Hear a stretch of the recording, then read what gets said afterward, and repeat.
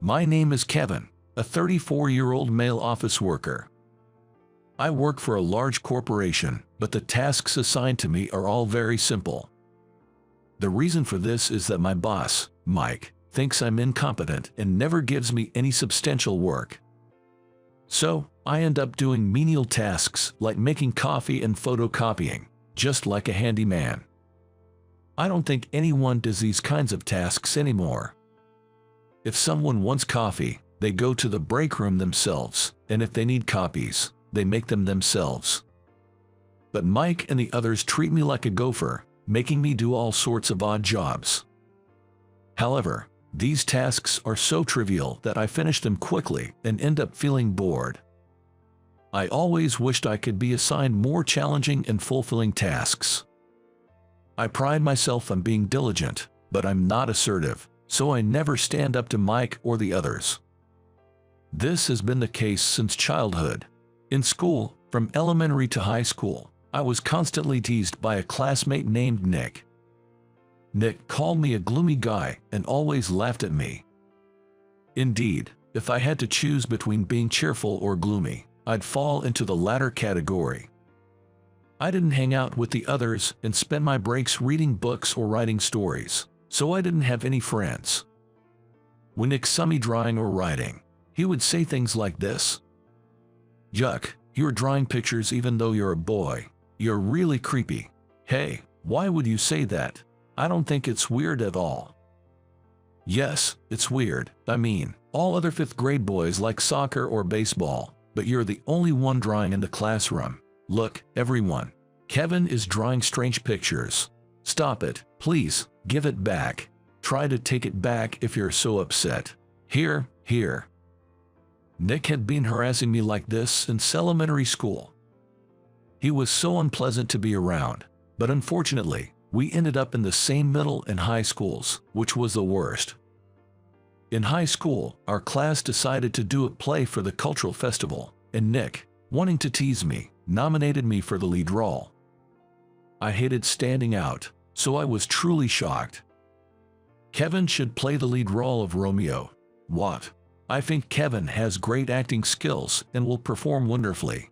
I've known him since elementary school, so I know everything about him. Therefore, the role of Romeo should be Kevin's. Just wait a minute. Despite my protests, everyone agreed, and I ended up playing Romeo in Romeo and Juliet, albeit reluctantly. The girl who played Juliet was crying, saying, "I wish I could have performed with a more handsome guy." That was a shock to me, too. I knew I wasn't particularly good looking. I felt sorry for my parents, but I thought my facial attractiveness was below average. Although the girl seemed displeased, the play was a success, and we received a round of applause. But I hated being the center of attention and really wanted to disappear. While everyone else went to a barbecue restaurant to celebrate, I curled up in bed at home. Because of these experiences, I'm still very timid. I can speak up to those in higher positions, so I thought I would continue doing an interesting work. One day, a woman came to our headquarters from a regional office. Her name was Elizabeth, and she was going to be my new boss. She was about 5'3", but she looks a bit taller because of her high heels. Additionally, she's a beauty with a well-defined nose and fair skin. I wondered what I'd do if my direct boss turned out to be a tough character. But Elizabeth wasn't harsh at all and treated me kindly. "Kevin, could you help me with this document preparation?" "Me? Do the document preparation?" "Yes, I was going to ask someone else, but everyone is busy and refused. It's not that you seemed free. Please don't take it the wrong way." "No, I'll do it. Please use me if you think I can be of help." "Great, then I'm counting on you." Elizabeth gave me a task. I was thrilled to finally have a meaningful job after such a long time. Having only done mundane tasks until now, I devoted myself fully to document preparation. Thanks to my efforts, I managed to create a document that was easy to understand and neatly organized. "Elizabeth, I've finished this. Is it okay like this?" "Oh, thank you, it looks great. It's nice and easy to understand when it's organized so cleanly. Kevin, you're good at preparing documents, aren't you? Well, yeah, I do like doing this kind of work. I'll ask for your help again then. Yes, of course. I felt elated all day because Elizabeth praised my document preparation. But my mood was dampened when Mike called me in and assigned me yet another tedious task. It was to bind printed data into files in the document room. I wondered why he couldn't do such a simple task himself. Moreover, there were 3 boxes worth of files to organize, which was quite a task. My back started to hurt, and by the time I finished, I was completely worn out. I couldn't help but think to myself, they shouldn't have let it pile up this much in the first place. Back at my desk, I saw Elizabeth working diligently.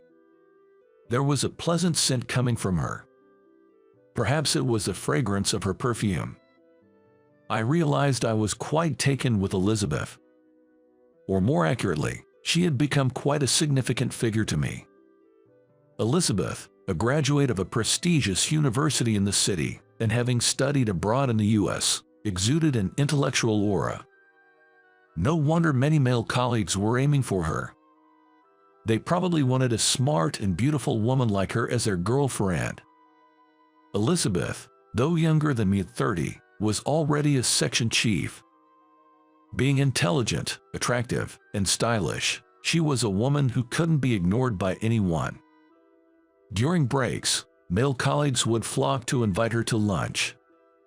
But she would politely decline everyone's invitations with a smile. Then, she would sit alone at her desk, nibbling on a sandwich. I also preferred eating deli lunches at my desk, so I felt a sense of camaraderie and was somewhat pleased by this similarity. I dislike crowded places like the cafeteria, and I hate going there alone. Once, when I went to the cafeteria by myself, a female colleague said, "Look, there's a loner," and laughed at me. Since then, I never went back. Eating at the popular lunch outside is a hassle because of the lines, and I'd have to rush my meal to get back on time. I didn't want to rush my meal, so deli lunches were more than enough for me. Elizabeth was kind to other female colleagues, but they said she was standoffish because she was an elite. I didn't see her that way. It seemed more like jealousy. She was attractive, had a good figure, and a solid education, so there was a barrier. Also, other female colleagues were married or had children. They would say to her, "You wouldn't understand because you're single." I felt sorry for Elizabeth. She might have her reasons for being single, and I wished they would just leave her alone. Middle-aged women would say, "You better get married soon, or you won't be able to have kids," which was none of their business. No one would want to hear such comments from their peers. Even if I were a woman, I thought I couldn't bear it. But Elizabeth never got angry. Instead, she always laughed it off. One day, Elizabeth said to me, "Could you accompany me to a business meeting tomorrow?" Me. "Yes, I want you to learn. We're planning to collaborate with company to create food products for patients with a certain disease." "Wow, really? Well then, I'll go. I'm not sure if I can be of any help, though. I'm just an inexperienced office worker, after all." "Don't talk about yourself like that. You're working hard, aren't you, Kevin? Education and position don't matter. If you keep at it, you will be rewarded eventually." "Yeah, you're right. I'll do my best. Please take me with you to learn." And so, we headed to the business meeting the next day. Our company, B Corporation, specializes in food products, and A Corporation is in the medical field. Elizabeth mentioned that we were developing food items for patients with a specific illness. I had read the materials she gave me beforehand, thinking about what we were planning to create. The focus was on patients with skin diseases. So, I thought about this for patients with epidermolysis bullosa, nutrient-packed cookies. Yes, I heard these patients often have difficulty with nutritional intake, so I thought cookies packed with nutrients might work. But you see, Patients with epidermolysis bullosa also have mucosal lesions and might find it painful to eat something like cookies. Ah, I see. David from a corporation listened to Elizabeth's idea with a frown. Epidermolysis bullosa is a complex skin condition where the skin is fragile and easily forms blisters. It can occur anywhere on the body, including inside the mouth. For moderate to severe cases, oral intake becomes difficult, and patients struggle to eat. We need nutrition to survive, but eating becomes a challenge. However, David was concerned that nutrient-packed cookies might be too hard and hurt the mouth. Indeed, cookies are crunchy. We tried selling beverages before, but they didn't sell well because they tasted bad. Really? I see. A corporation's beverage was thick and unappetizing. To put it bluntly, it felt undrinkable. The beverage was drinkable, but its thick, unpleasant texture and taste made people feel sick, especially children. What should we do? It's hard to find something that's both nutritious and enjoyable for everyone. You're a food company, right? Shouldn't you come up with something easier to eat or drink? Our company is a medical manufacturer, so you should be better at this, right? Yes, well, I had gathered opinions, and cookies seemed like a reasonable choice. Really? This is not going anywhere. We asked for your help because we're in trouble. This won't help the patients. I'm sorry, let me think about it again. But we have a tasting session for the patients next month. We can't wait any longer. Well, Elizabeth was in a tight spot. That's when I made a suggestion. How about chocolate or marshmallows? What? Think of chocolate that melts in the mouth, not the hard, crunchy kind. Maybe something with a texture like ganache. And marshmallows are soft and melt in the mouth, too. Plus, they can be nutrient-richer, even kids would enjoy it. And that sounds better than these prototype cookies.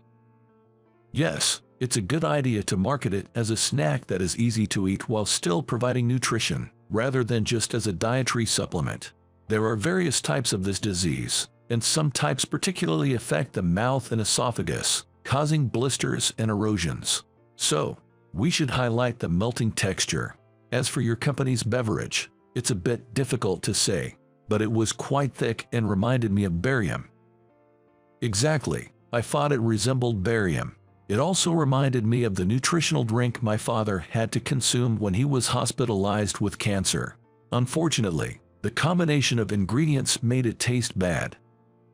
I thought about pudding or jelly, but they don't have a long shelf life. So, I thought melt-in-your-mouth candy would be better. What do you think, David? Yes, that makes sense. Pudding is easy to eat but has a short shelf life, and we want to produce a large quantity. Then let's go with chocolate and marshmallows. It's winter, so it'll be perfect for Valentine's Day. Oh, that's true. Please do that. Could you email us the details, Kevin? Yes, I'll send you a quote right away. Once I confirm it with my supervisor, I'll get back to you. Elizabeth looked at me intently. Her eyes were wide, probably wondering why someone like me, who she considered an inexperienced worker, would make such a suggestion.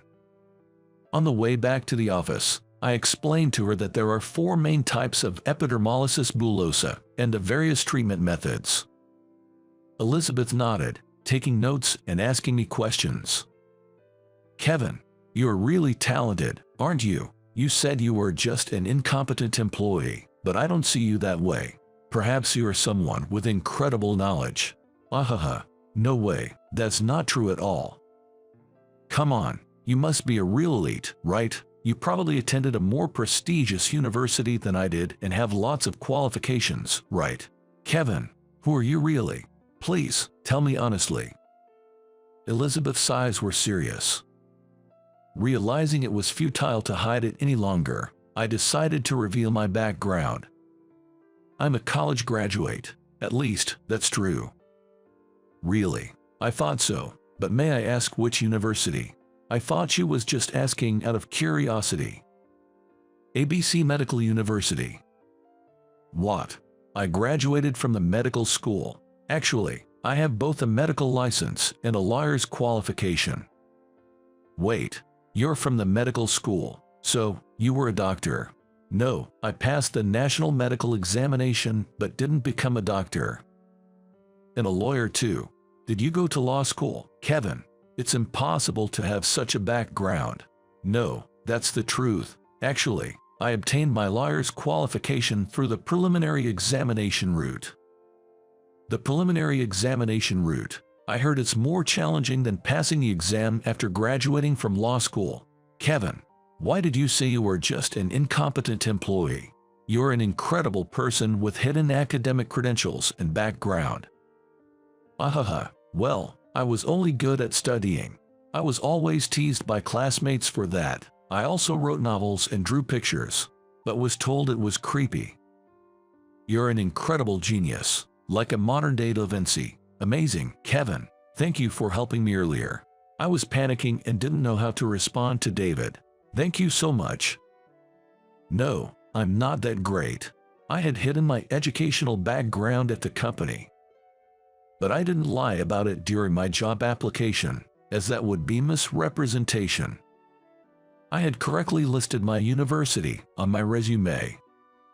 However, at B Corporation, a large company, only HR and top management knew about my education, background, and qualifications. Mike and other colleagues probably thought I was just another graduate student. Since medical school is a 6-year program, they assumed I was a graduate student.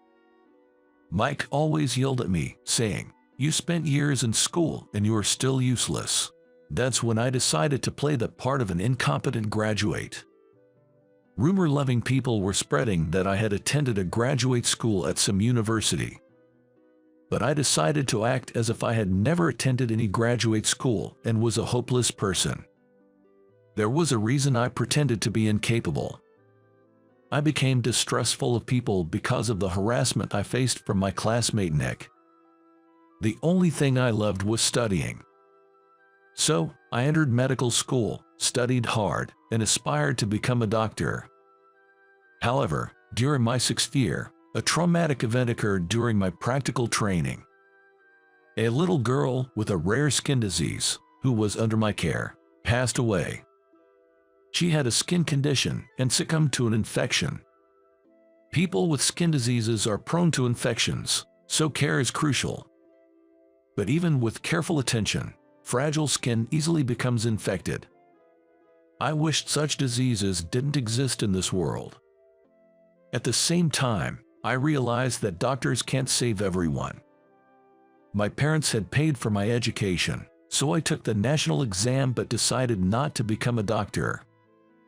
I wondered if there was another way to help people, so I decided to become a lawyer.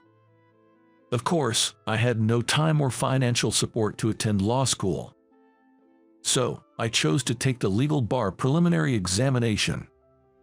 First, I had to pass the preliminary exam to qualify for the actual bar exam. Frankly, I think it's more challenging than passing the bar exam after graduating from law school. But I passed and later completed my legal training, obtaining a lawyer's qualification. However, another tragedy struck then. My mentor was victimized by a vengeful client and suffered terribly. Eventually, my mentor passed away. I decided to become a lawyer to help others, but the thought of being resented like that was unbearable. So, I chose to work as a regular office worker instead. During interviews, I was repeatedly questioned whether I, a medical school graduate with both medical and legal qualifications, wanted to be a regular employee. But I just wanted a peaceful life, so I gave non-offensive, standard answers. That's how I ended up here. Initially, I was enthusiastic about my work, but I started being called overeager for my age and a nuisance, so I stopped trying. Most of the new graduates were from 4-year colleges, unlike me, who spent years in medical school and legal training. I was treated as a useless person just because I was older, but I didn't care anymore. Indeed, the work assigned to me wasn't interesting, and I wanted something more fulfilling, but I hated being in difficult situations. I just didn't want to take on any responsibility. But this time was different. Elizabeth was in trouble, and I wanted to help her. Since she had recently been paying attention to me, I just thought about what I could do for her. When I shared my past with Elizabeth, she had tears in her eyes. I felt a bit happy realizing she was crying for me. Kevin, you're a very kind person. Perhaps you were too kind, which made it hard for you to become a doctor or a lawyer. But I think that's nothing to be ashamed of. It just means you have a pure heart. Do you think so? Oh, right. I need to email David. I'll hurry and make the estimate. Can I also prepare the documentation? I think I can do it in about an hour. Really? In just 1 hour? You're truly amazing. I'm so surprised. It's not that big of a deal. All right, I'll leave it to you. I prepared the documents and the estimate and attached them to an email. When I sent it to David, his boss called early the next morning. His boss liked my idea and wanted to place an order. A corporation sells medical devices and supplies, but also nutritional supplements. They sell supplements and similar products. They were planning a joint development project, combining their supplement powder with our company's confectionery ingredients. Our chocolates and marshmallows were inexpensive but popular for their delicious taste. I asked the development department to adjust the texture to create melt-in-the-mouth chocolate and marshmallows. We had to ensure that the addition of a corporation's supplement powder didn't ruin the taste or texture. They planned to sell it as a private brand in a group's pharmacies, among other places.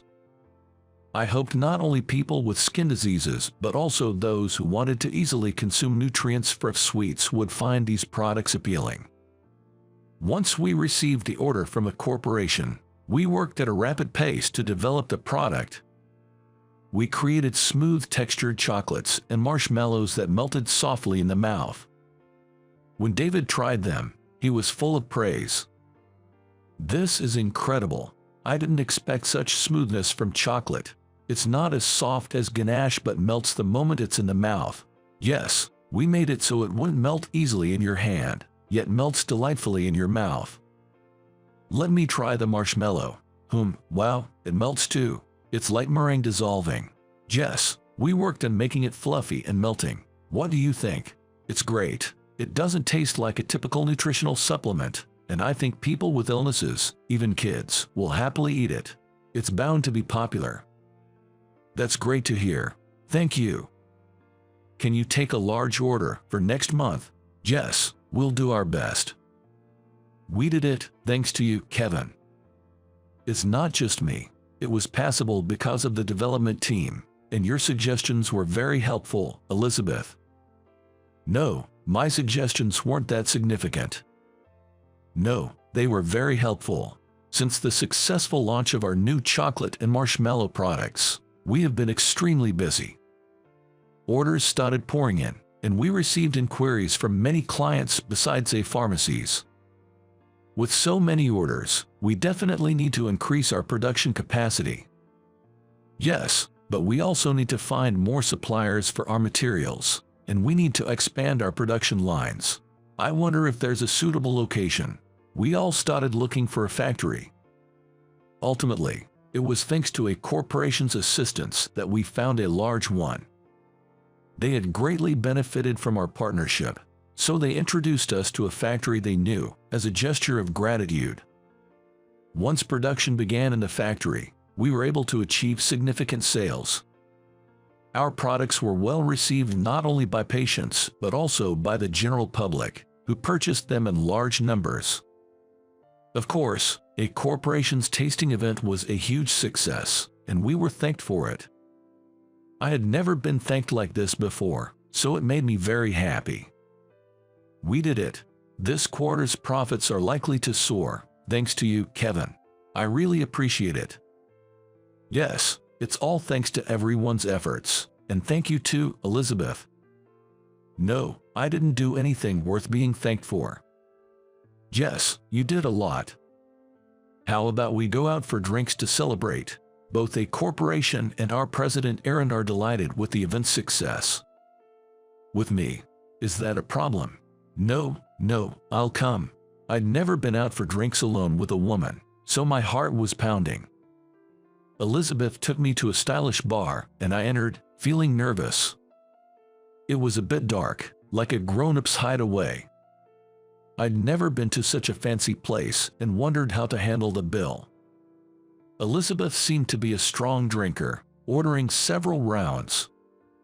I was slightly tipsy by my second drink, my heart racing. I had never imagined enjoying drinks like this with such a wonderful person, almost like a date. I realized I was deeply in love with her and impulsively confessed. It was my first confession ever. Elizabeth, I like you. Sorry for saying this so suddenly. I honestly expressed my feelings to her. It was a heart-thumping moment, my first ever confession. She looked surprised at first but then smiled warmly. Really? That's great. I like you too, Kevin. What? You didn't realize. I always ate at my desk because I wanted to be with you. I thought you had some reason for not going to the cafeteria. Making a woman say this, isn't it normal to want to be with someone you like all the time? You like me. Yes, I've liked you from the beginning. You're hardworking, sincere. It's not about your education. I've been watching you all this time. Is that so? Elizabeth and I, both blushing, walked home hand in hand. Our hands felt warm, maybe because we were tipsy. It was a moment when I realized I'm really happy. Until now, I think I've lived a life filled with worries. Despite having a gifted mind, I never fully engaged in anything due to my personality. I learned that being good at studying doesn't necessarily mean being useful in society, but now I want to contribute more to the company. And that wouldn't be possible without Elizabeth. She was the only one in the company who was kind to me. Afterward, we introduced each other to our friends and spent more time together. We went on drives, visited delicious restaurants, and even went to the pool in the summer, creating many memories. We were dating, but we kept our relationship a secret at the company. However, it gradually became known. Around that time, Elizabeth had started talking to the other female employees. She had been disliked by some for being perceived as overly intellectual, but those employees apologized to her. Then, one day, we decided to meet each other's families. Elizabeth's family was very warm and welcomed me as a new member of their family.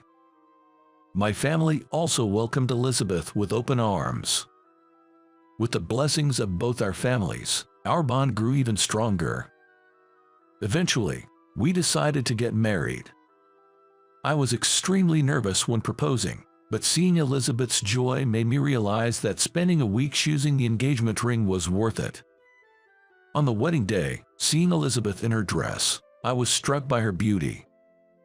And when she smiled and said, "Thank you for everything. I love you," I felt I was at the peak of happiness. Since then, we have been living a happy married life. Meeting Elizabeth was the greatest fortune of my life.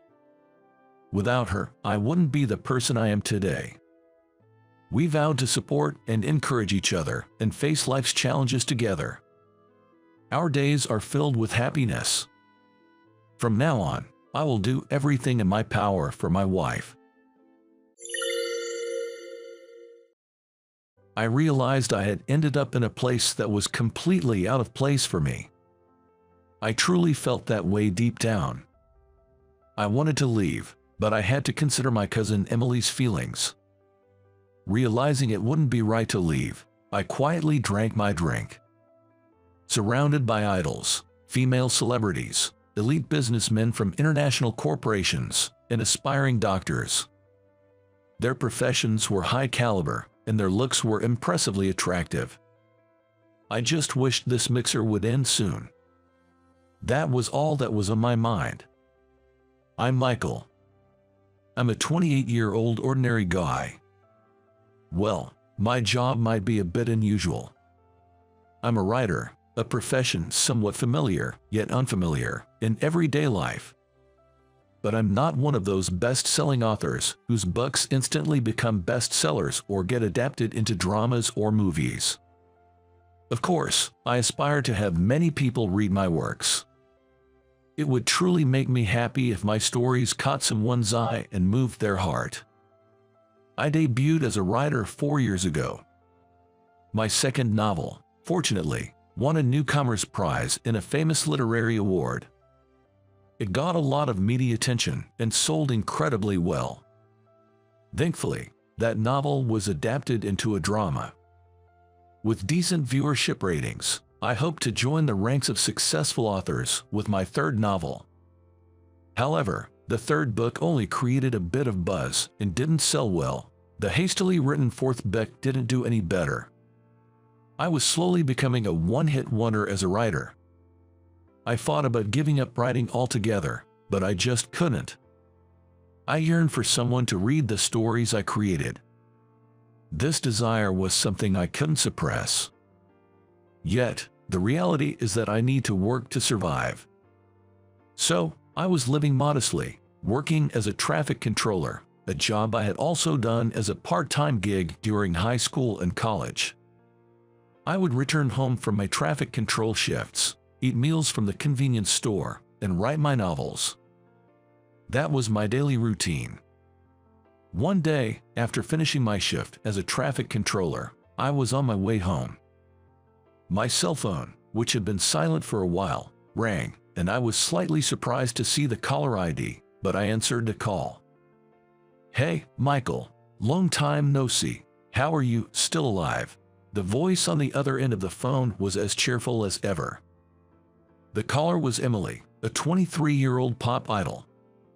Why was a lackluster writer like me talking on the phone with a pop idol and even being called by my first name? Because Emily is my cousin. "Yeah, I'm good. You're doing great too. I heard your new song." "Really? Thank you. I'm so happy. The first week sales were pretty good." Emily sounded genuinely delighted. Her happiness made me feel good too.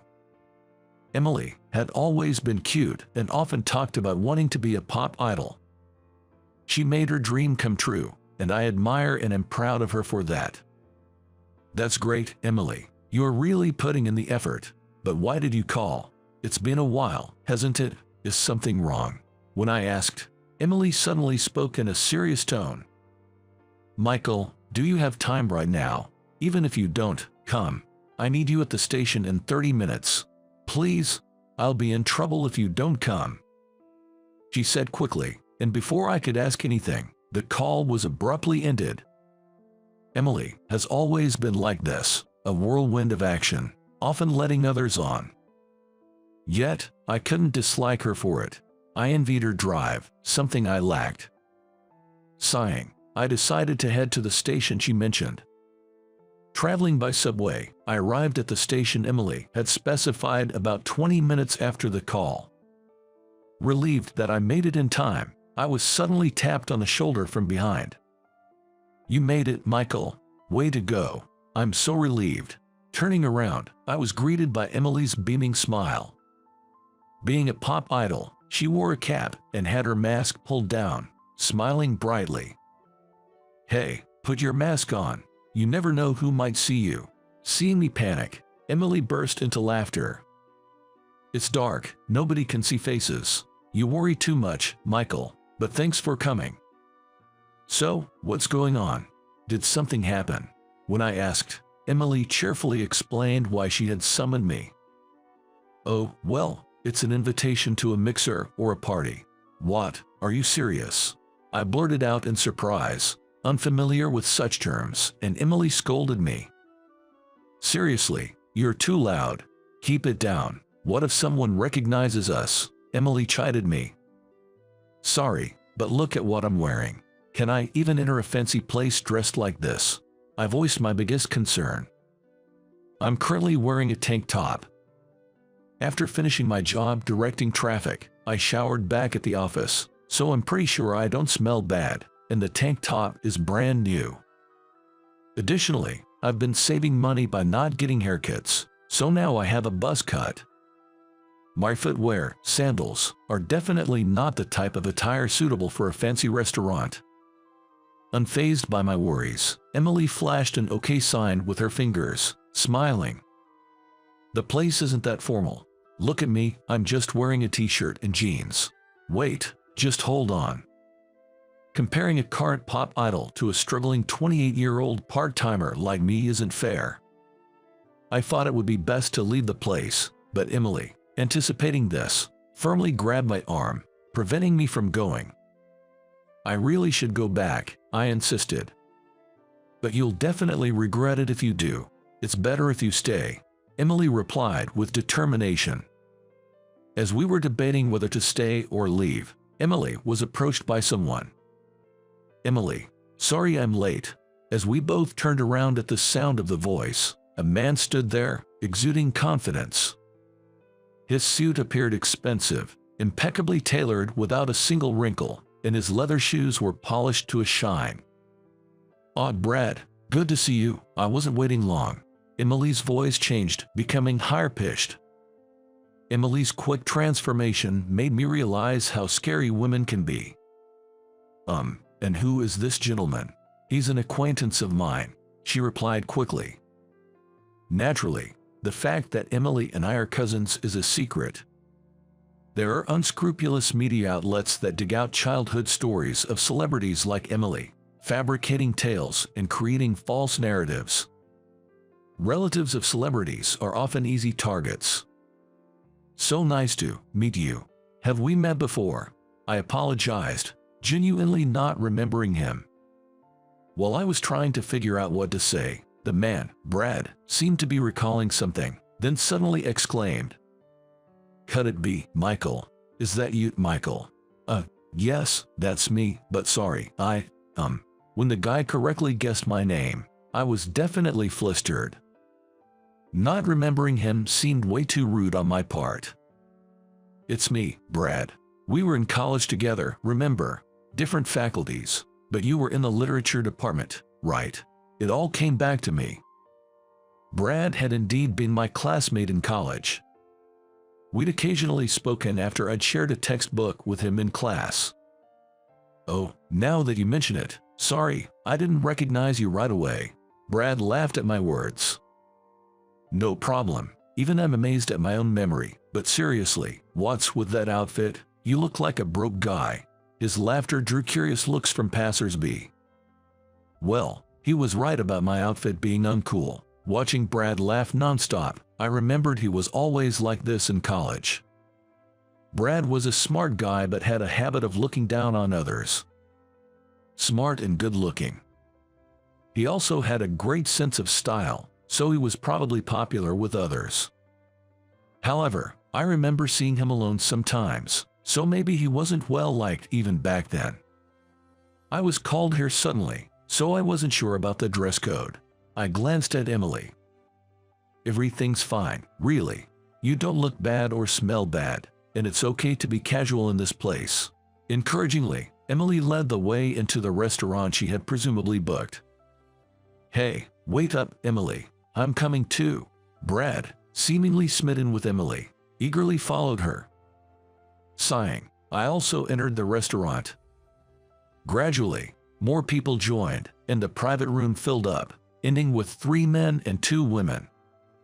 Brad introduced himself as working for a foreign financial firm, and the other man mentioned he was a medical trainee. The other woman, apparently a friend of Emily's from the entertainment industry, was a charming girl, though not yet active in her talent career. I've been mostly living off part-time jobs lately. I'm not an elite or a doctor, nor do I have great looks, but I hope we can all have a good time. Nice to meet you. Everyone, except Brad, seemed to receive my introduction warmly, looking at me kindly. But Brad, seemingly displeased with the atmosphere, continued to make snide remarks about my boring life and how working part-time at my age was pitiful. I decided to drink quietly, letting his sarcastic jabs slide off me. About an hour later, a knock on the door interrupted us, and a woman wearing a mask and cap entered the room. Seeing her, Emily let out a relieved sigh. I was worried you wouldn't make it. Sorry to keep you waiting. The shoot took longer than expected. I was really rushing here.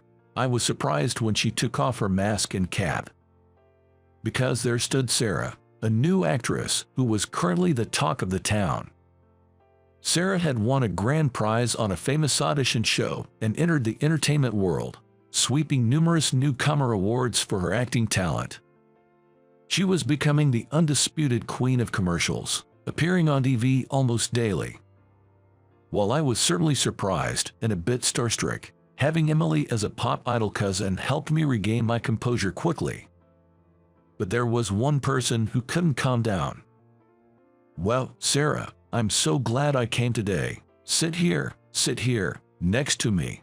Brad's loud excitement earned him a caution from Emily. "Hey, Brad, keep it down, please. We can manage, but you'll trouble Sarah. I know, but I'm just so excited. Hey, Sarah, come sit here." Still not over his excitement, Brad tried to pull Sarah forcefully next to him. As she let out a small yelp, Emily and her friend tried to intervene. Feeling I couldn't ignore this, I grabbed Brad's wrist. "Hey, stop it, Brad. Calm down. First of all, it's not right to touch a woman without permission, no matter who she is." I squeezed his wrist, causing him to frown.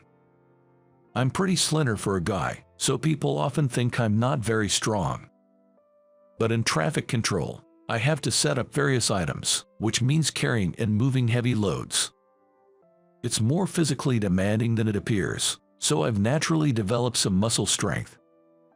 Additionally, as a traffic controller, I've had drivers irritated with the traffic control lash out at me with complaints, and sometimes they even get out of their cars to confront me directly. I've learned techniques and training to de-escalate situations and avoid prolonging conflicts. I never thought I'd use these skills outside of traffic control. But you never know what might come in handy in life. It must have been frustrating for Brad to be stopped by me, someone who was just quietly drinking until that moment. He let go of Sarah's hand, but his face turned bright red as he confronted me. "What?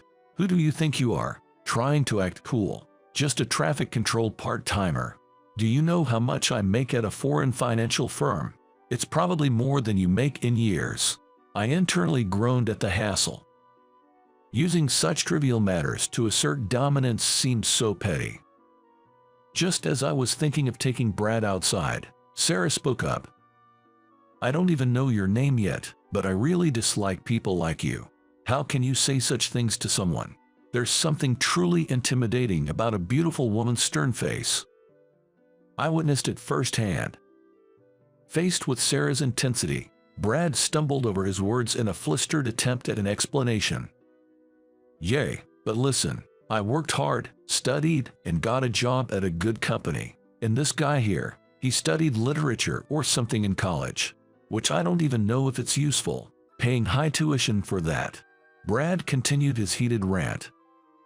"It's true, literature studies are often questioned like, what do you do with that? Or what will you become in the future? I used to think about it as if it was someone else's problem." But Brad's diatribe was far from over. "He ends up as a traffic controller. That's messed up. That's why I say it's about the lack of effort, the inability to make future-oriented choices. This guy's naive thinking, and that's when it happened." Sarah interrupted the flow of conversation with something unexpected. "I can't believe it. Do you not know who he is? Such a famous writer and all." Brad stood there with his mouth open, completely baffled. And embarrassingly, I must have had the same expression for a moment. Emily burst out laughing at that. Brad seemed to reboot at the sound of her laugh. "What, Sarah, what are you saying? This guy's a writer, and famous. I have no clue about him. It's just your ignorance." Sarah retorted with a smile, though her eyes weren't smiling at all. Her smile for me, however, was genuinely happy, and it made my heart race. "Actually, I'm a huge fan of your work. I particularly love his debut story." Sarah then passionately discussed my work, analyzing the psychological portrayal and character development. and how wonderfully the plot threads were tied together. She talked about each of his books, from my debut to the second and third, showing a deep understanding of them. I was absolutely thrilled, feeling a warmth spread throughout my body. It was so gratifying to know that the stories I had written had resonated so deeply with someone. I shared with Sarah the backstory of how I felt while writing that particular scene, what my intentions were, and why I had the characters say certain lines, details I had only ever shared with my editor before. Sarah and I became so engrossed in discussing the novel that we completely lost track of time and place, carried away by our conversation. It was Emily who had to interrupt us. "Okay, you two, stop. Nobody else can follow along anymore." We both looked around, embarrassed, and laughed. Emily, knowing my profession, was laughing joyously, and the other members, who had received me warmly, were watching us with smiles. Suddenly, both Sarah and I felt embarrassed and shared a laugh as our eyes met. "Come on, what's the big deal about being a writer? You're not even selling well right now, right? So, it's not that impressive." In response to Brad's words, Sarah countered, "You have no idea how hard it is to create stories that move people's hearts. Such a lack of sensitivity, no matter how good your job is. I despise people who say such things." Brad, hoping for some support, turned to Emily, looking desperate. "What? Despise? You can't be serious, Emily. You don't think that, right? Compared to an unsuccessful writer like me working at an international finance company, I must be more impressive, right?" Brad, with a look of desperation on his face, sought agreement from the group. "I certainly respect writers. Besides, I really dislike people who mock others' appearances like Brad does. I would never choose someone like him." Brad's face turned pale at her words. The other guests, including the aspiring doctor and the entertainer, nodded in agreement. Realizing he had no allies or support in the room, Brad pulled out his wallet and slammed 2 $100 bills on the table. "I'll never come back to a place like this again," he exclaimed before storming out. "Don't worry, you won't be invited to these gatherings anymore. Word spreads fast that you have a bad personality, Brad." Brad left the private room in a flurry, uttering incoherent sounds. In his absence, a sense of relief filled the air, and we decided to enjoy our meal anew, now as a group of 5. The atmosphere had transformed completely, becoming cheerful and enjoyable. I sincerely felt glad that I came to this place today. At that moment, a question suddenly popped into my mind. "Hey, Emily, was the reason you invited me here today because you wanted me to meet Sarah?" As I reminisced about the sudden invitation and how I was persuaded not to leave, I asked her this question. "Yes, that's right. I found out that Sarah is a huge fan of your novels. I thought it would be nice to introduce you to," Emily replied. Emily revealed that it was indeed a coincidence that she found out Sarah was a huge fan of my novels. Apparently, Sarah once had a mishap in a TV station corridor, bumping into someone and spilling her bag's contents all over the place. Emily had rushed over to help pick up Sarah's scattered items and found my novel among them. The novel was obviously well read, and Emily handed it over and asked, "Do you like this book?" "Oh, you found it. Thank goodness, I was so worried." When Emily received the novel from Sarah, she held it to her chest with great care, as if it were precious. This made Emily think that Sarah might be a huge fan. Upon asking, it turned out that indeed, she was a big fan of mine. Emily revealed that she was a relative of mine and had arranged today's gathering for this reason. "I had no idea, thank you. I'm so happy to know that someone cherishes what I've poured my heart and soul into creating. I truly am a fan of your work, Michael. Your stories have inspired me and helped me persevere through various challenges." Sarah spoke passionately again, reaffirming my resolve to keep writing, regardless of my popularity. After leaving the restaurant and as we were parting ways, I desperately wanted Sarah's contact information. I hesitated, though, I was nearly a nobody, and she was a rising star. It was a dilemma like no other I had faced in my life. Emily, sensing my hesitation, encouraged me. "Go for it. Ask her. She'll definitely give you her contact details." Buoyed by Emily's confidence, I approached Sarah. If it's okay with you, could I have your contact details?" I felt like I had just leaped off a cliff, a moment of taking a big risk. It felt like I was mustering all the courage I hadn't used in a long time. As I nervously awaited her response. "Is that okay? I was actually hoping to ask you first. It feels like a dream. I'm so happy, thank you." When I looked up at Sarah's response, she looked genuinely pleased, making me feel happy as well. Following that, we began exchanging messages. I had a flexible schedule, but she was busy. Initially, I was really unsure about how often to send messages. I didn't want to make her feel compelled to reply amidst her busy schedule. With that in mind, I didn't message her too frequently. However, she eventually reached out to me. "Getting a message from you, Michael, really helps me get through the day. I might not be able to reply immediately, but I'll definitely get back to you," she wrote. Reading that, I was genuinely happy. From then on, we got to know each other at our own pace, slowly growing closer. We often went out to eat, not just the two of us, but with Emily and other members of the group, and we had a great time. However, one day, I couldn't reach Sarah for about 3 days. She usually informed me in advance if she was going to be unavailable for a long time due to shooting or something similar. On the first and second days, I thought she must be too busy or tired to contact me, but by the third day, I couldn't stand it anymore and tried calling her, but couldn't get through. Worried that something might have happened, I called Emily. "Hello, I kinda thought you'd be calling soon." Emily's voice sounded more like forced cheerfulness and her usual brightness. She seemed to be trying hard to act normal. "Is something up with Sarah? Emily, if you know something, could you please tell me?" I pleaded desperately. When I pressed further, Emily finally opened up. The news was so shocking that I stood there, phone to my ear, unable to move. I don't quite remember what else was said after that. But after hanging up, I had made up my mind about something. "Is it okay if I come in? It's me, Michael." I knocked on the door of the hospital room, and after hearing a faint response from her, I took a deep breath and opened the door. "I thought you might come."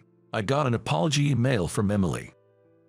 Sarah was lying on a large hospital bed, smiling gently. She was sitting up with an 4 drip attached. "Sorry, I'm not wearing makeup. I wanted to look nice when meeting Michael. After all, I am an actress." Her smiling face looked a bit thinner than before, and her face was pale. I walked up to the bed, maintaining my composure, and after asking for permission, sat down on the chair beside the bed. "Sarah, you always look great, but you're beautiful even without makeup," I said sincerely, and it seemed my words reached her. She looked a bit shy. "It's been tough, hasn't it? I haven't heard the details, but I know about your condition," I said. Sarah nodded slightly and looked down. Just when things were starting to go well, and it felt like it was just the beginning. "Why did this have to happen? I'm so frustrated. I never thought I'd have breast cancer," she shared. "Yeah, I understand. It's especially hard because it's right at the moment when things were taking off for you," I responded empathetically. Sarah must be struggling to come to terms with her sudden illness. A young woman like her, diagnosed with breast cancer, it's hard to comprehend. Nobody knows when illness might strike, but for her to face this challenge at such a crucial point in her life seems like an incredibly harsh trial. What kind of test is this, I wonder? As a writer, I feel pathetic for not being able to find the right words to comfort her, I admitted. "People always struggle with what to say to someone who's ill," Sarah replied gently, "but having been through it, I realize how much it means to have someone worry and stand by you. It was a humbling moment, being consoled by someone younger.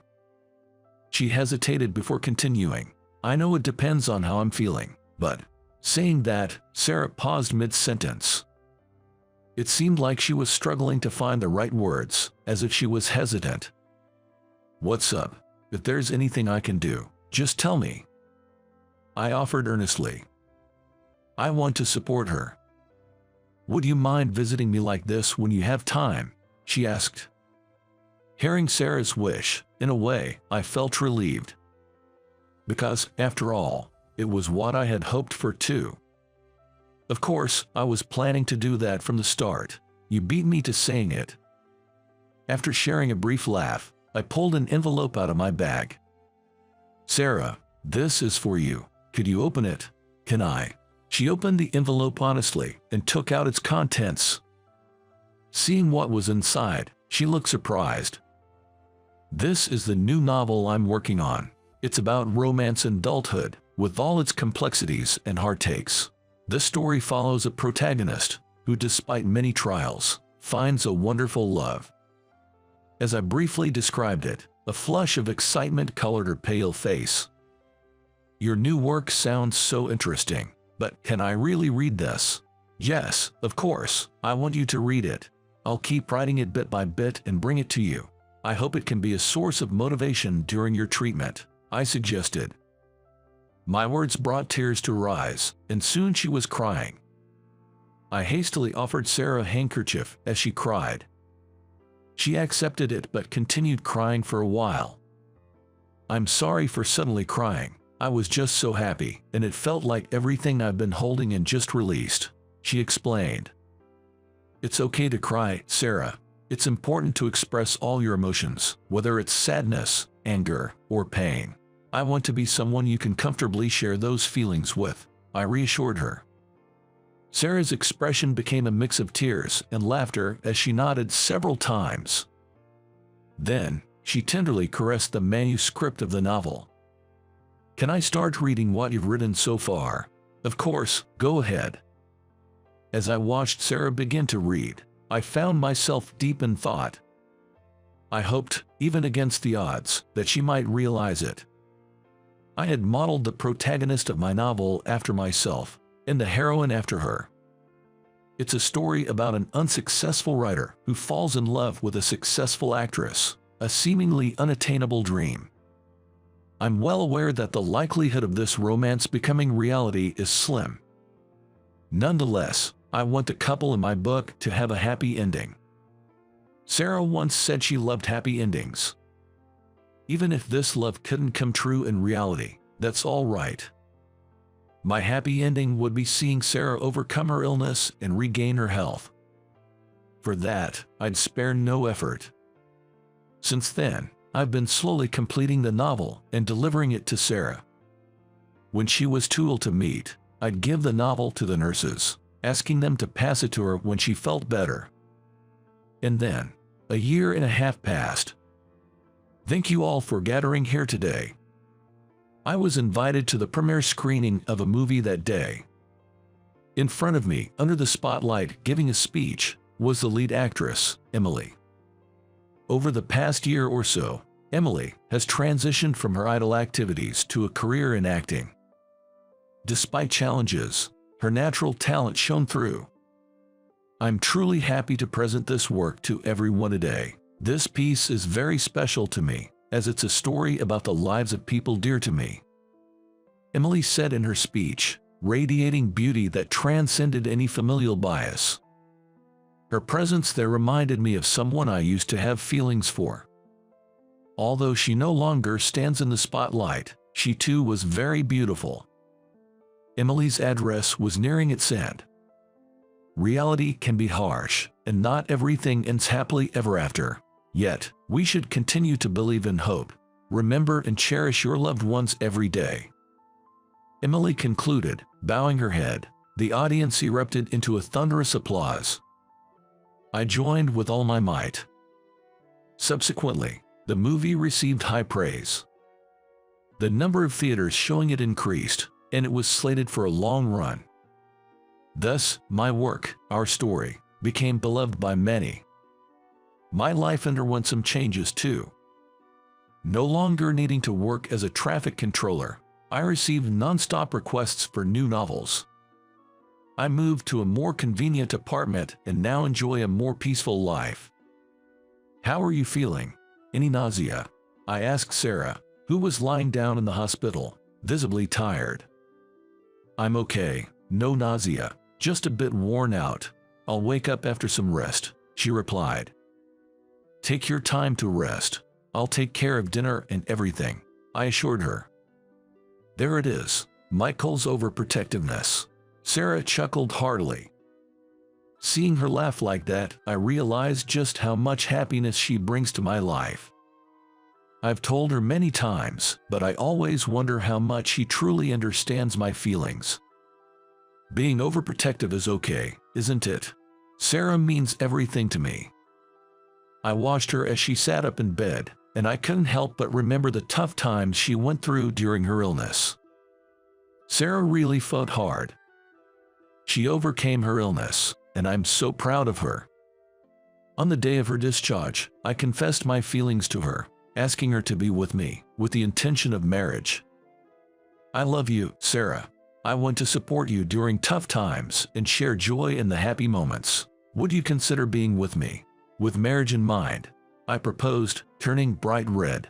Sarah stared at me, her face a picture of disbelief. Seeing her tears, I honestly thought she was going to reject me. The thought of a lackluster writer like me proposing to a rising star actress seemed audacious. Are you sure about me? I love you too, Michael, and I'm so happy you asked, but I'm worried. There's always a chance that the cancer could come back. We don't know what the future holds. Her honesty was met with my own fervent expression of feelings. I want you, Sarah. Even if we don't know what the future holds for your health, I'll always be there to support you. I'll be by your side and keep writing stories for you, as many books as it takes. Before I knew it, tears were streaming down my face. I cried uncontrollably, unable to stop. I'll be your support, I confessed through my tears, and Sarah, crying too, nodded to my words. Even in her tearful laughter, she was as beautiful as ever, a sight I clearly remember being captivated by. Thank you, truly, thank you. I'm looking forward to our future together. I was in disbelief. Sarah accepting my proposal was nothing short of a miracle for me. We laughed together, embarking on a new chapter in our relationship. And then both Sarah and I made significant decisions. Sarah, though it was a tough choice, retired from the entertainment industry. Despite her hard work, I asked if she had any regrets. No, not anymore. Besides, I want to cherish the time I have with you now, she said with a clear, resolute expression. And my decision was to turn the story of Sarah and me into a book. Of course, since it was our story, I got Sarah's permission. The book was then adapted into a movie starring Emily. The unexpected blockbuster success took both of us by surprise, but we were happy and a little embarrassed. Hey, are you all right? What happened? It seems I was lost in thought, reminiscing about everything that has happened since I met Sarah. Snapped back to the present by her call, I apologized. Sorry. I was just thinking about everything since I met Sarah. It's been quite a journey. I still think it's a miracle that I got to marry Sarah. I love you so much. Did you hear that? Daddy loves mommy so much. Although Sarah's belly was not yet noticeably swollen, she placed her hand on it and chalked to it. I did the same. I haven't met you yet, but I already love you. Please come into this world healthy. I'll protect you and your mom, no matter what. It seemed miraculous enough just to be with Sarah, but life had granted me another wonder. Sarah was pregnant. Given her past illness, we had more concerns than a typical pregnancy. But I was determined to support and protect Sarah through it all, including our unborn child. Don't forget to be grateful. People live by supporting each other. If you see someone in trouble, help them out. I was raised hearing these words from my grandmother since I was a child. Never did I imagine that such a thing would happen to me, living with these words close to my heart. My name is David. I grew up carefree, surrounded by my loving parents.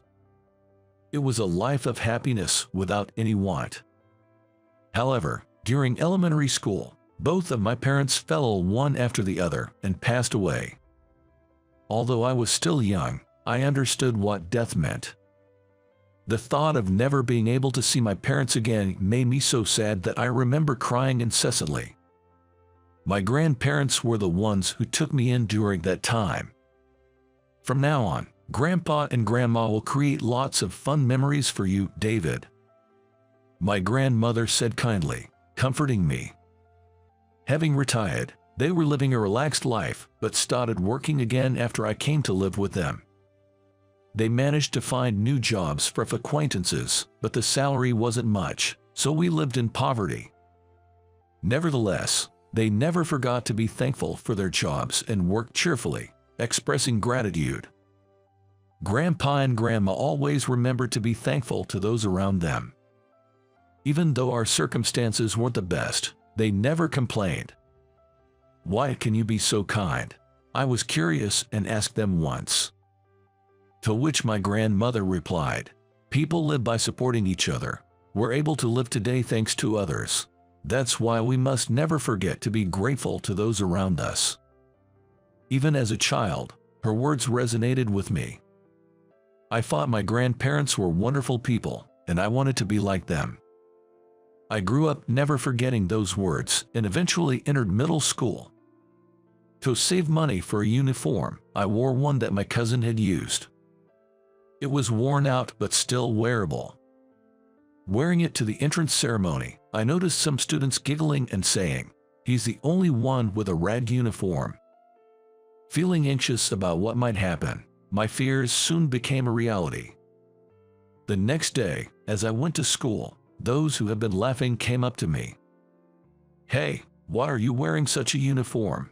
Max, who seemed to be the leader, asked me. I can't believe how rude he is. I felt uncomfortable inside, but honestly explained the situation.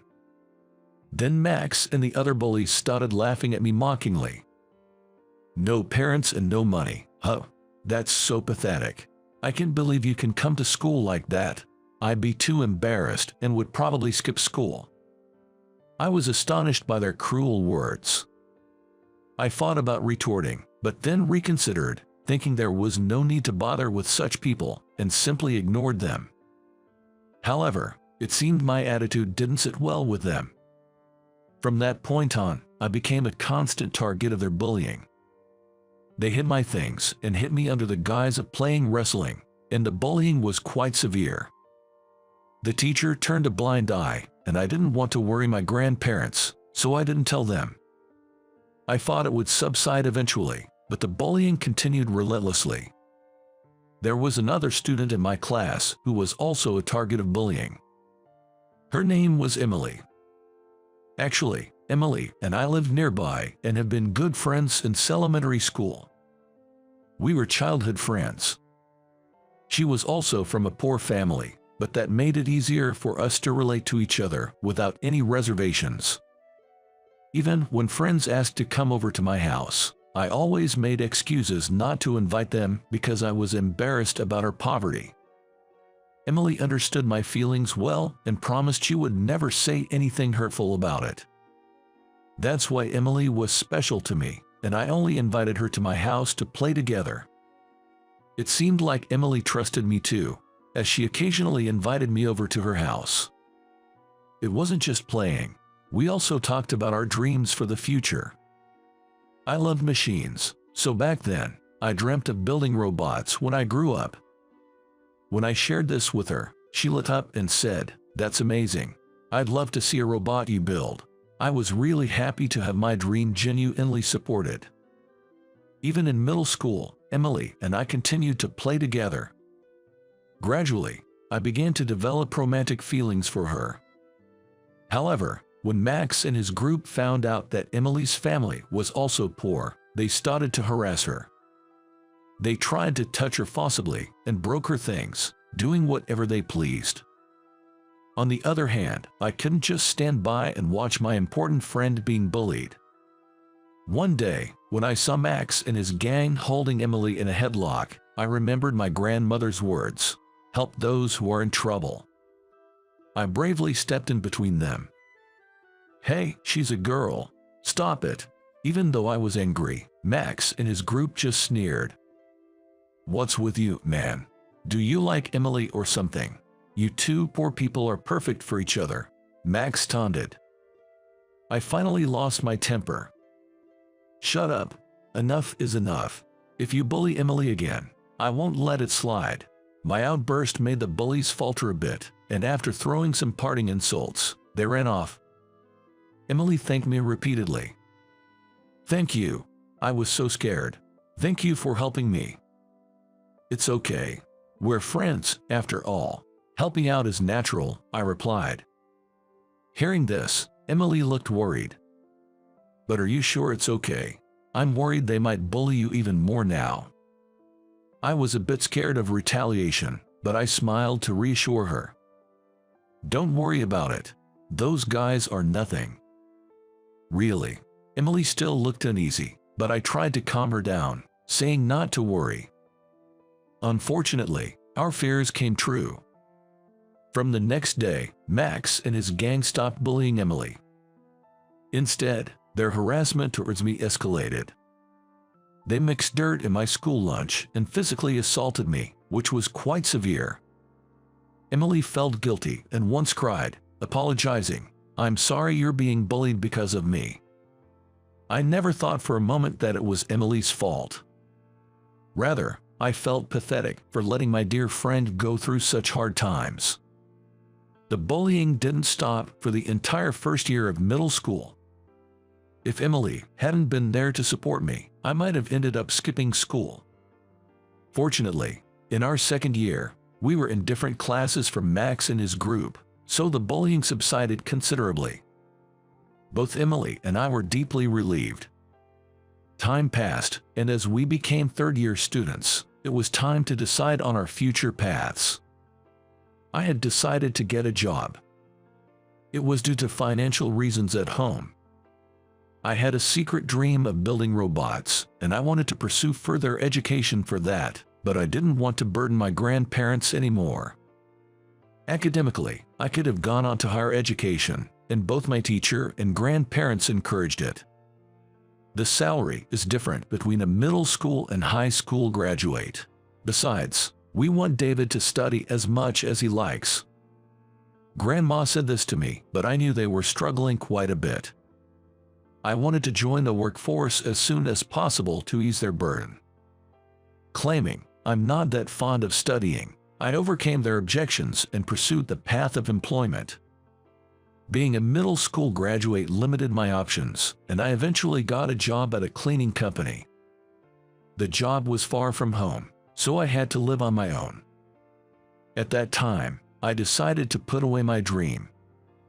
Although it wasn't the company I had longed for, once I started working, I found the job rewarding. It felt good to see a dirty place become clean, and hearing "thank you for cleaning" gave me a sense of fulfillment for being able to help others. The work was physically demanding, and some people quit soon after starting, but I persevered. I was determined to do my best in what I could do at the moment. Gradually, my hard work began to be recognized by other employees. "People have come and gone, but you're the hardest worker we've had. We're really glad you joined us," they even said. My salary gradually increased, and I was able to send money back to my grandparents. They had been very worried about me, a middle school graduate entering the workforce, so my remittances seemed to relieve them a lot. When I sent money for the first time, Grandma even called me. "To receive remittances from you, you've really grown up," she said, sounding a bit teary over the phone. I was glad, feeling that I was finally able to repay them for raising me. As my salary increased, I was entrusted with cleaning larger, more important clients' buildings. Some of these buildings were impressively large. One day, while cleaning one such building, I heard someone say, "Hey, isn't that David?" I turned around to see a well-built man in a suit standing there. Who is this? I pondered for a moment, but upon seeing his smirking face, I immediately remembered. It was Max, the leader of the bullying group from school. Unpleasant memories from my student days flooded back, but he continued talking without a care. "So, you're working as a janitor?" "Yay, that's right," I replied. "Huh?" Max looked at me with obvious disdain. "Right, you started working after middle school. Oh, tough life for the poor. I went to college and now work at Jones Corporation. High salary. Thanks to my degree. Guess I'm one of the winners," he said with his usual sarcasm. He still had a knack for being unpleasant. I just uttered some insincere praise like "that's impressive," and got through the encounter. After this day, our relationship from middle school seemed to revive. Max would come where I was cleaning and intentionally drop trash or spill coffee, harassing me. He hasn't changed at all inside. I was thoroughly exasperated. I even thought about reporting him to my boss and filing a complaint. Around that time, I received an invitation to a middle school reunion. The first thing that came to mind was Max's face. I didn't want to go if it meant seeing him, but on the other hand, there were people I wanted to see. After much deliberation, I decided to attend. On the day of the reunion, the venue was at a fancy hotel. Entering the place, I thought, I'm really not used to these kinds of places. Despite praying not to run into Max, he spotted me first. "Hey, it's David," he approached, bringing along a few of his friends, just like in middle school. "You're so poor, yet you come to such a fancy hotel," Max said, apparently drunk, holding a beer bottle, his face flushed. What a hassle. I wanted to ignore him, but he kept bothering me unilaterally. "A raggedy poor guy like you should just leave," he said, pointing the beer bottle at me. Splash! Before I knew it, I was drenched in beer. He's gone too far. I was trembling with anger, but Max didn't stop. "Look at you, fitting for a poor guy. By the way, did everyone know? This guy works as a janitor after dropping out of middle school. Pathetic, right?" He belittled me by exposing my job. "I shouldn't have come here. I'm leaving." I hadn't been there for even 10 minutes, but I headed for the exit. That's when it happened. "David," a familiar voice called from behind. I turned around swiftly and saw a beautiful, glamorous woman. For a moment, I was so startled that I froze. But I recognized the familiar traces in her face. "Is that you, Emily?" She smiled brightly. "Correct. It's been since middle school, hasn't it? Have you been well?" "Of course, I've been good. It's nostalgic, isn't it?" Emily was the person I wanted to see. But Max interrupted our reunion. "Well, she's gorgeous. How about going out for a drink with me after this?" he said, trying to pick her up. It's astounding how someone who once bullied me could do such a thing. I was beyond anger and just felt dumbfounded. Emily seemed to feel the same and completely ignored him. Rejected, Max's face turned even redder. "Refusing me. It's all your fault, David. A loser with a low salary," he rambled incoherently. Emily sighed, walked up to Max, and said, "This is not the time for such talk. Is your company even okay?" Confused about what she meant, Emily then grabbed my hand and said, "We don't need to be here. Let's go." We left the venue and went to a nearby cafe. I was curious about her earlier remark. "What did you mean by Max's company being okay?" "Well, the company he works for is in financial trouble and on the brink of bankruptcy," Emily explained. "What, really? Even though it's such a big corporation?" I was astonished. It was hard to believe. It's true. Max is a low-level employee, so he seems unaware of it, Emily said. Why do you know about this, Emily? Well, I became a journalist. I heard about Jones Corporation while covering another company. I see, but it's surprising to hear you became a journalist, Emily. Weren't you quite shy in middle school? Emily took a sip of her coffee and paused. Actually, the reason I became a journalist is because of the help I got from you, David, during middle school. Back then, I couldn't do anything but receive help. I couldn't even stop the bullies. That's why I wanted to become a journalist like you, someone with a sense of justice, pursuing what is right. That's flattering. Being praised for having a sense of justice made me feel a bit bashful. I had always thought that I made Emily worry more at that time, but it was good to know that I had been of some help. Emily straightened her posture. I wanted to tell you something today that I couldn't say back in middle school, she said. I instinctively sat up straighter. What could it be? Emily slowly began to speak. I've liked you since middle school. Would you go out with me? Joy slowly spread through me. I wondered if it was okay to be this happy. Really? The truth is, I've liked you since middle school too. I came today hoping to see you. Hearing this, Emily smiled. It's like a dream. Thank you. And so, we officially became a couple. We made plans to meet again and went our separate ways.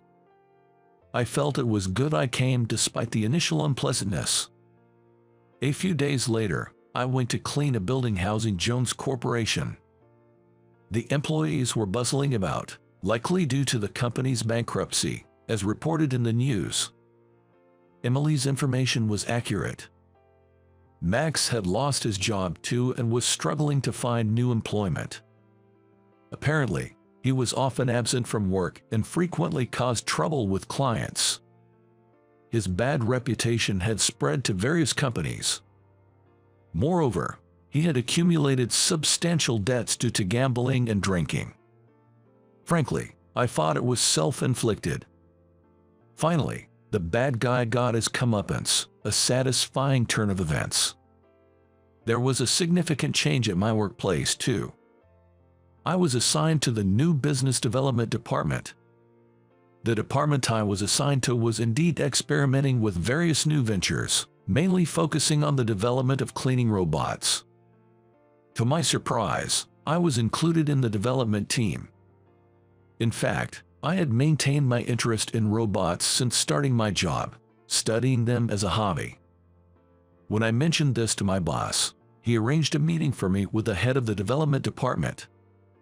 My self-taught knowledge impressed him, and he was surprised by the extent of it. He expressed a keen interest in having someone with my passion on the team, and thus my placement in the department was quickly decided. I never expected my childhood dream to come true in such a manner. Life is indeed unpredictable. I worked diligently there and developed a household cleaning robot. It turned out to be a huge hit. This success led to several promotions and a significant increase in my salary. Recently, I used some of that money to take my grandparents on a hot springs trip. Staying at a renowned inn, we enjoyed exceptional hot springs and cuisine. Grandpa and Grandma said it had been years since they last experienced such luxury and thoroughly savored their rare trip. I think I managed to repay them a bit more with this gesture. My relationship with Emily also progressed well. Despite our busy schedules, we continued to have regular dates. Then, on the third anniversary of our dating, I proposed to Emily.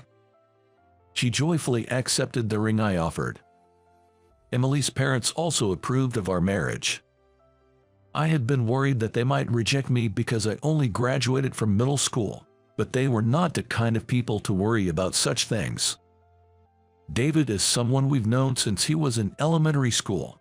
We trust his character, so we're happy to give our daughter in marriage to him, they said, blessing our union. Of course, Grandpa and Grandma attended our wedding. Both were moved to tears, saying, "There's nothing happier than this. Congratulations." A year after our marriage, we had a child. It was a son. I plan to pass on to my son the lessons my grandmother taught me. We named him Nathan, hoping he would grow up to be kind to others. I believe that's the most important quality a person can have. Although my middle school years were filled with unpleasant memories, I'm glad I persevered and lived earnestly. Going forward, I want to continue living with a heart that cares for others. I'm Jason, 29 years old. I work for a newspaper company. Lately, I've become more confident in my job and have started to feel more decisive when mentoring my juniors. I got married last year. Emily, who worked at a coffee chain tenant in our company building. She became quite popular. Many customers came just to see her, as she was considered one of the pretty staff members.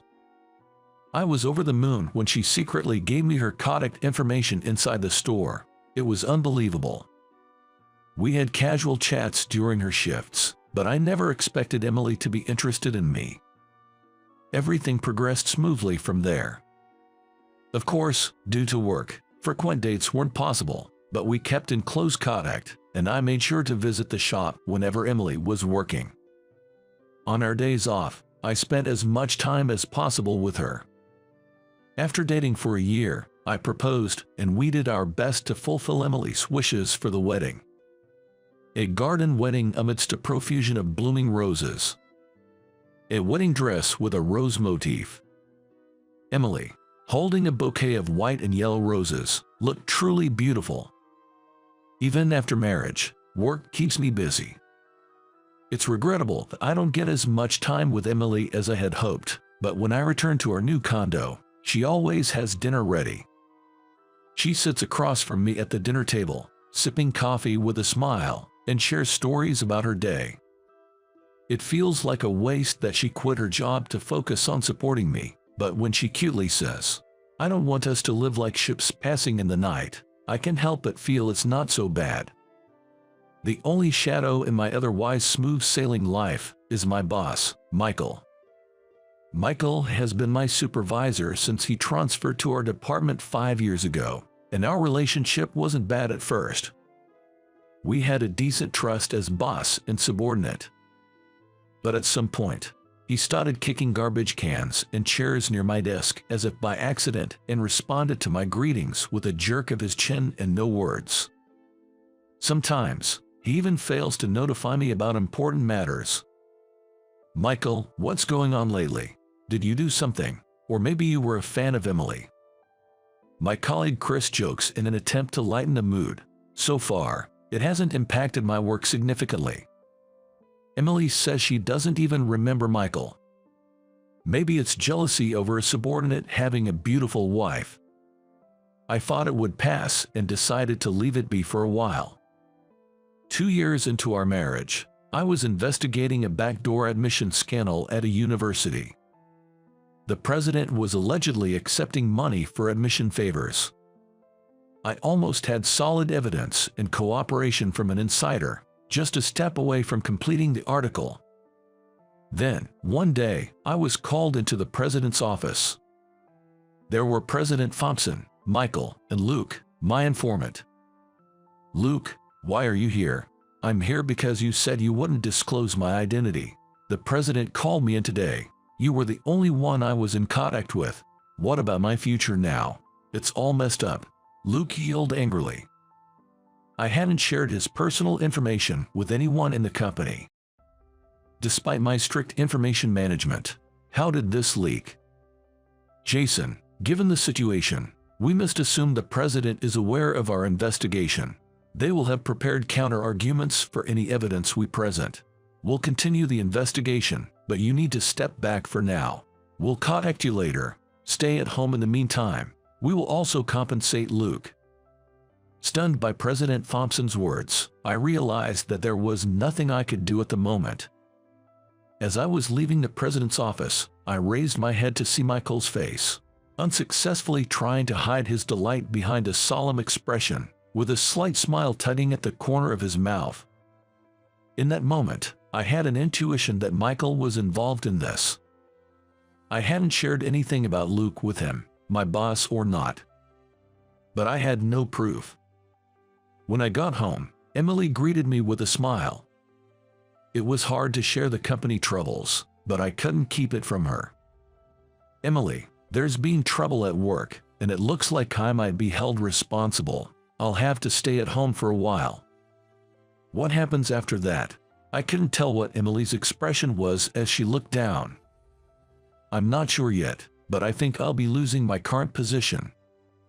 "Understood. I'll go back to my parents' house for a while. Let me know when things settle down." With that, Emily quickly packed her things and left the house without asking for further details. Later, I received a transfer order. This branch, located in the founder's hometown, has been downsized several times and faced closure, but it seems to exist solely because of its historical significance. Emily didn't come with me. When I informed her about the transfer over the phone, she simply said, "I can't go to the countryside, the salary will be much less, right?" and hung up. Later, my father-in-law came with the divorce papers already filled out. "I thought I could trust you with Emily. It's a shame it has come to this, but it seems she's not willing to support you. It's better for both of you to go your separate ways. I'm sorry. I should have brought her here by force." It turned out that Emily needed a husband who worked for a somewhat reputable company. That must be why she never complained about my late returns home. I didn't care anymore and signed the divorce papers on the spot. Life at the branch was peaceful. The staff was kind, and though they must have known the reason for my demotion, they never mentioned it. But I hesitated to get deeply involved with them and kept my distance on my days off. Most of my assignments were peaceful, like store introductions and culture columns. They might be assigning these to help me get accustomed to the area. After always having hectic days since joining the company, living like this might not be so bad. And so, life at the branch went on. Amidst all this, I was summoned to the main office after a long time. I was required to attend a meeting about thorough information management. Of course, due to the incident involving me, absence was not an option.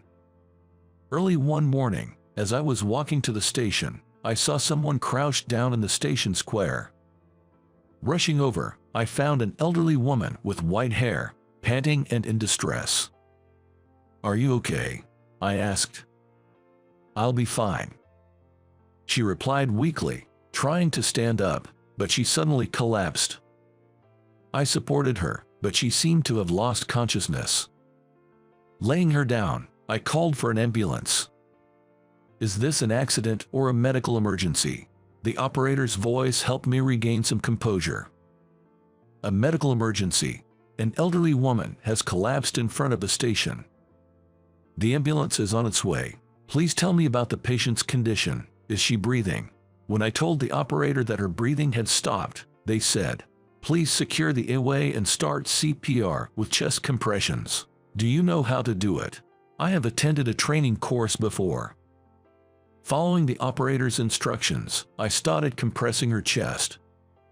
The elderly lady's chest sank under the pressure, which made me anxious. I remembered being taught to do so, but her consciousness and breathing did not return. I was afraid her frail body might break. Could she die right here in front of me? Just when I felt almost crushed by anxiety, the elderly lady suddenly gasped for air with a sharp gasp. Relief washed over me as I heard the distant sound of a siren. Tears mixed with sweat, creating a mess on my face. "The patient is here. Please come with us in the ambulance," said the arriving paramedics. I got into the ambulance and explained the situation. I was passing by when I saw her crouching in pain, so I approached her, but after trying to stand up, she lost consciousness. "So, she's not a relative of yours. Could you please explain the situation again at the hospital?" "Understood." Upon arriving at the hospital and speaking with the staff, I was released.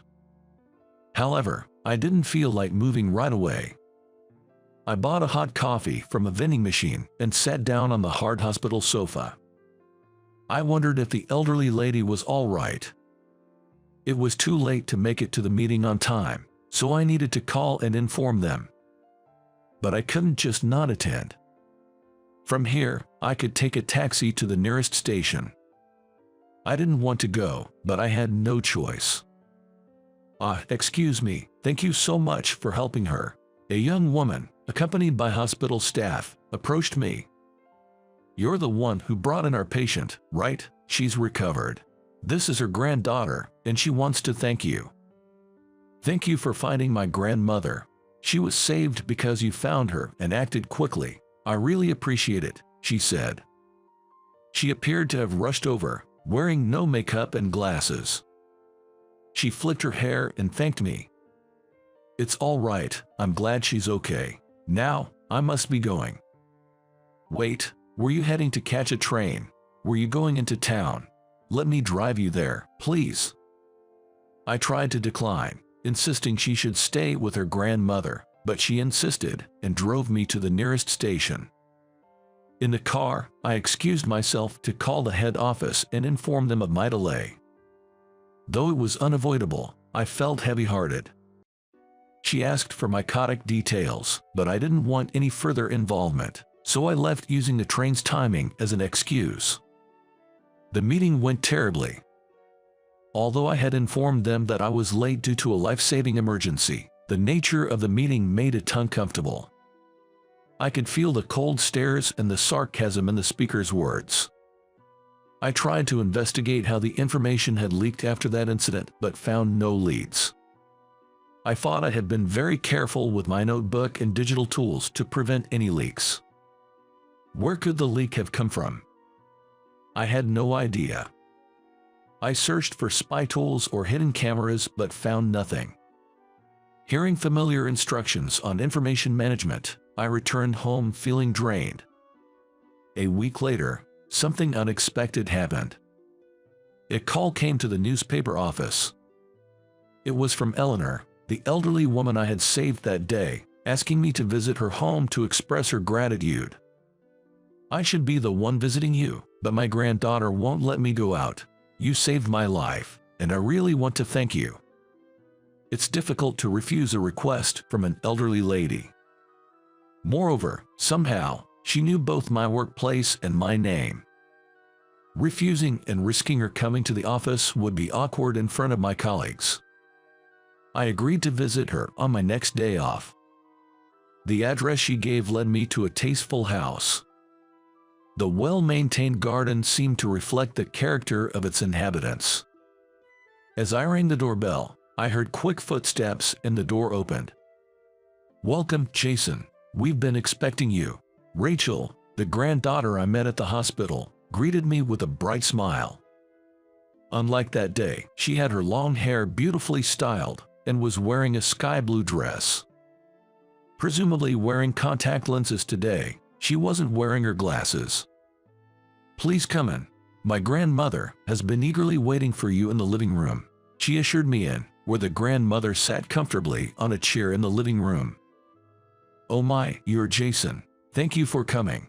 I don't know how to thank you enough. You're my lifesaver. I really appreciate it," she said. I was worried since she was not allowed to go out, but she seemed livelier than I expected. "My granddaughter Rachel has prepared some food. Please have some." I helped a little, though I might have made more work for her. It's the thought that counts, right? Haha. She seemed like a cheerful and lovely elderly lady. I was truly relieved that she didn't die right in front of me. While I was thinking this, Rachel brought out dish after dish. Mashed potatoes, braised chicken and vegetables, and pickled vegetables. The table looked like my family's during a festive occasion, bringing back nostalgic feelings. Emily usually prepared Western-style dishes, and since our separation, I had mostly eaten out or had fast food, so it had been a while since I had homemade food.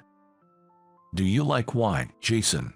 We have some bottles we received as gifts, but we can't finish them by ourselves.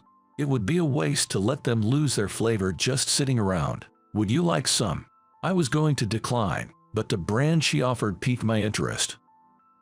By the way, how did you know where I work and my name? I don't recall telling you. You must have told the hospital staff, right? I knew your name when we first met, and look at this.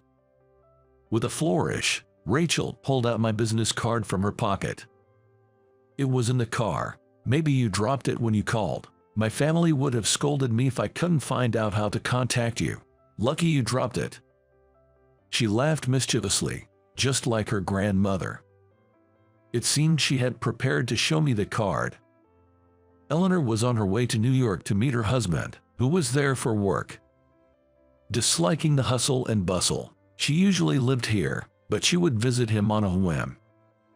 Once she makes up her mind, she leaves with just a note, so Rachel, who lives with her, is understandably worried. However, seeing her grandmother enjoy her outings, they now joke about it, saying, "When I wake up in the morning, Grandma has disappeared." But incidents like this one made it no laughing matter. My grandfather wanted to meet you too, but he had to return to the company urgently. He asked me to convey his deepest gratitude. They're still very much in love, you know.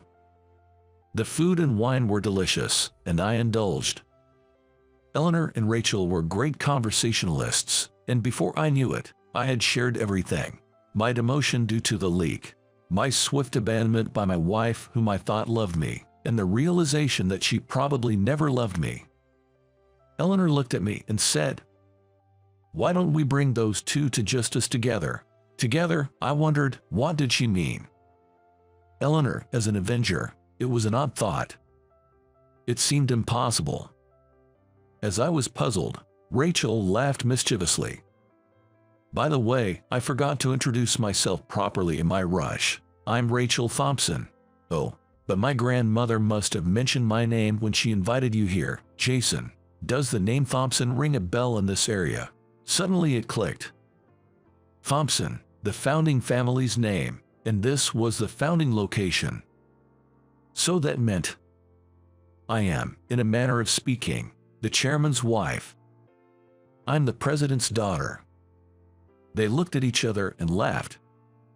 But Eleanor quickly became serious again. Listening to your story, Jason, it seems wise to investigate possibilities other than your mistake. Michael, was it? There's no evidence, but he doesn't leave a good impression. And your ex-wife, her actions were too hasty upon hearing your story. It might be good to look into her as well. Her husband, the chairman, hated dishonesty and had run the newspaper with that principle. People who shared his beliefs had built up the company. Now, Eleanor's son and Rachel's father, President Thompson, was in charge. The idea of corruption in such a company was intolerable to them. 2 months later, I was back at the head office. Michael, who had called the meeting, entered the conference room. "Long time no see, Michael. You know why you've called me here, right?" "No, I don't. Maybe you're here for a promotion celebration." Anger rose inside me as Michael played dumb. It turned out he was the one who leaked the information to the university. And it was Emily who had informed him of my investigation. Michael and Emily were alumni of the same university and had dated for a while. However, Michael married another woman. Whether Emily working at the coffee shop in the newspaper building was a coincidence or her pursuit was unclear. But she dated me and we got married. Behind the scenes, she had rekindled her relationship with Michael. Emily informed you about the contents of my notebook, didn't she? When I confronted her with evidence of infidelity, she easily confessed everything. It's just a lie because she's upset that I dumped her. She's been a nuisance following me around since the old days. As Michael spat out these words, the conference room door swung open and President Thompson walked in. "You really don't give up, do you, Michael? Using the car phone for your scheming was a sloppy move. There's plenty of evidence left behind, and it seems there are other matters too." Smirking, President Thompson waved his cell phone, and Michael, dumbfounded, hung his head. It was an abrupt conclusion, but he seemed to have resigned himself to the situation. I wasn't told what was on the cell phone, but it appeared Michael had several other offenses. Following President Thompson, the HR director, David, escorted Michael out of the conference room. An inquiry was to follow, with disciplinary actions to be decided thereafter. Alone with President Thompson, he apologized. "Jason, I'm sorry. We failed to investigate properly and hastily moved you from your department to the branch office. From the inquiries we've conducted, we heard consistently that you were an outstanding journalist, and it's impossible for Jason to leak information. If you're willing, we'd like you to return to the main office. Thanks for the offer, but I like my current job. If you're willing to consider my request, I'd like to continue working at the branch. Plus, encountering Eleanor Thompson and this incident happened because I was there. Not everything was bad." Saying this aloud, any lingering regrets about the main office vanished. I returned to the branch, continuing to cover heartwarming local news. Eleanor Thompson, still experiencing some paralysis, often had meals with us, joined by President Thompson, who seemed concerned for her. I started dating Rachel. President Thompson and Eleanor had me cornered. I had no intention of running, nor did it seem passable. Recently, Rachel asked me, "What do you think about a reverse proposal?" But I just laughed at official. The problem is Rachel is an only child, but I think a proposal should come from me, not in reverse.